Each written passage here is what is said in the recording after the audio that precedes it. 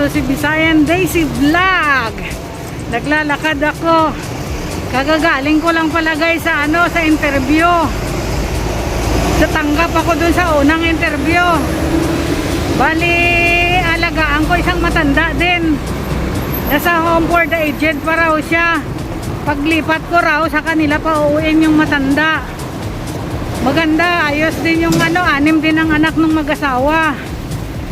Pero 3 lang kami sa bahay. Kaya medyo okay din to, pero pupunta pa rin ako guys sa sa agency. Kasi kailangan ko mag-report, gawa na magtatanong ako doon sa mga annual leave ko ba nababayaran ng amo ko.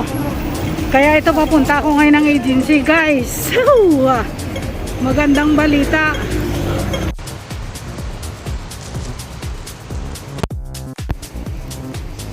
Andito ako guys ngayon sa sa Simchatsoy. Hinahanap ko yung agency kasi galing akong Tyson. Nagpa-interview ako doon. Okay yung ko, pasado.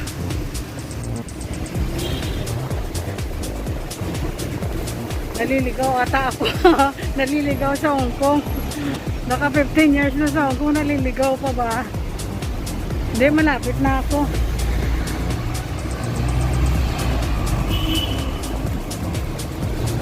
Ang problema nito mamaya kung paano ko ito kausapin ng agency kasi may pumirma na nga. Pumirma na yung unang interview ko. Nagkaayos na kami. Bali, tinagdagan pati ang sweldo ko. Mas mataas pa ang sweldo kaysa dun sa ngayong amo ko. Kaya ewan ko nito kung paano ko itong mamaya ipaliwanag sa agency. Saglit muna guys, hanapin ko lang yung ito, malapit na ako. Ayos guys, success ang interview. Tanggap agad.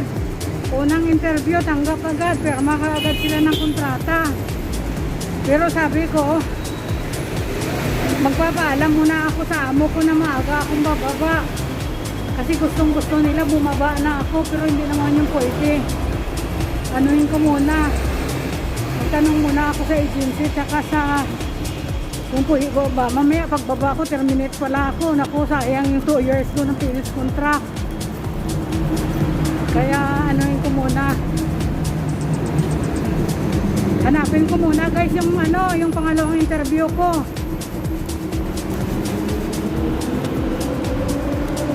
Ito na guys, nakita ko na.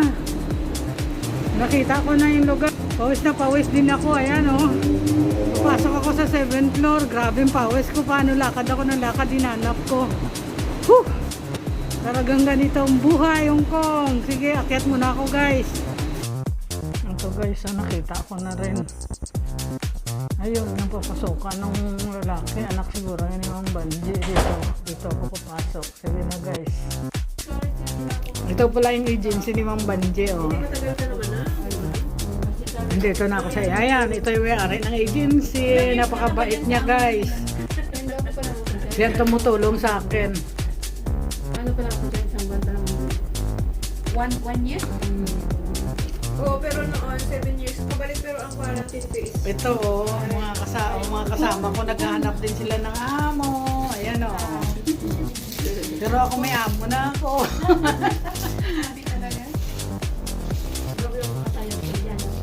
Hindi kasi kanina natutuwa sa akin yung kasi tawa daw ako ng... Ayan ay, ano siya? Oo, kaya parang nakulo. Parang anak ko ba na parang nagdaganong gano'n daring gano'n. Ha? 2 years Ayun na guys yung amo ko. Nagpunta ng agency. Pero meron mauli. Kausap siya nung nangyayari ng agency. Tandaan natin ngayon, dapat may ka kung hindi mo alam kasi yung akala niya kanina libre na siya. Manaya ko, di dada ng agency. 5,000. Kaya ayun na siya. Sigurado na wala nang urungan to. Nagbayad na siya ng 5,000. Ayun si Ma'am Banji, oh. Asawa niya yung nag-interview dun sa amo ko, oh. Nakapunti ang nakatagid yun ang anak ng amo ko. Solve na guys. Bababa na ako sa amo ko sa ano, sa pizza 20.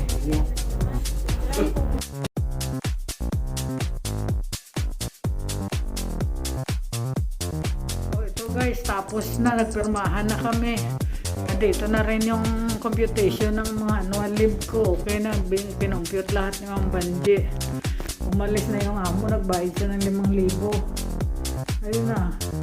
Bali, hindi na raw ako magre-report sa immigration ng agency na lahat bahala, diba?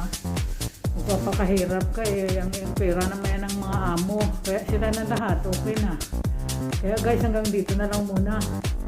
Nagpapasalamat ako dyan sa nag-pray na makakuha ko ng amo. Salamat sa inyo. Muli, ito si Visayan Daisy Vlog na nagsasabing maraming salamat sa inyong lahat. Babu!